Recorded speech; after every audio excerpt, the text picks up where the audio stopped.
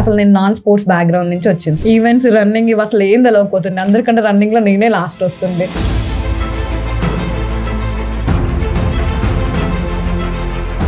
BTech complete అయిపోయాక అందరిలానే నేను course వెళ్ళి మంచిగా ఇంజనీర్ అవ్వాలని అనుకుని మనం ఒకటి అనుకుంటే తర్వాత అదొకటి జరుగుతుంటుంది. పోలీసింగ్ అంటే ఓన్లీ ఫిజికల్ ట్రైనింగ్ కాదు, ప్రాక్టికల్గా మీరు పబ్లిక్తో ఎట్లా రియాక్షన్ అవుతున్నారు అదంతా ఇట్లా ఒక పూల్ ఆఫ్ బెడ్ లాగా మొత్తం కింద రక్త మడుగులు ఉంది. అది చూస్తే ఎవరైనా ఈ పర్సన్ ఎవరో కావాలనే చంపేసి మళ్ళీ ఇట్లా వేలాడు స్ట్రెయిన్స్ పడ్డాయి అనుకో, ఆ బ్లడ్ స్ట్రెయిన్స్ అంటే కొట్టుకుంటే పడ్డాయా లేకపోతే ఎవరైనా నార్మల్గా పొడిచారా కత్తితో తీసుకొని అట్లా అవన్నీ మనకి ఎట్లా కలెక్ట్ చేయాలి, వీటిని ఎట్లా టెస్ట్ చేయాలి, ఇవన్నీ ఫోరెన్సిక్ మెడిసిన్, ఫోరెన్సిక్ సైన్స్ వాళ్ళు ఉంటాయి. సో ఇన్వెస్టిగేషన్ సబ్జెక్ట్స్ చెప్పేస్తారు అన్నట్టు.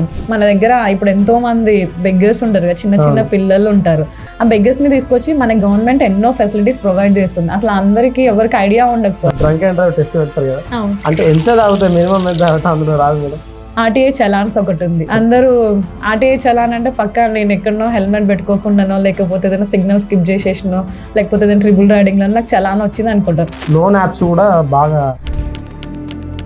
అంటే కొందరు సూసైడ్స్ కూడా చేసుకుంటున్నారు. అంటే మీ స్టేషన్ లో కానీ మీకు తెలిసిన కేసు మన ఫైల్ అయి ఉన్నాయి? Narcotic drugs psychotropic substances act 1985. దీని ప్రకారం మీ చేతుల్లో ఆ సబ్స్టెన్సెస్ దొరికినా కూడా యాజ్ పర్ NDPSC యాక్ట్ 1985 మీకు జైలుకి వెళ్ళొచ్చే ఛాన్సెస్ ఉన్నది. ఒక రౌడీ షీటర్స్ తోని వాడితో వీడితో దిగి నేను ఇన్స్టాలో ఫోటో పెట్టుకుంటా అట్లా అదొక ప్రౌడ్ ఫీలింగ్ లాగా ఉంటారు.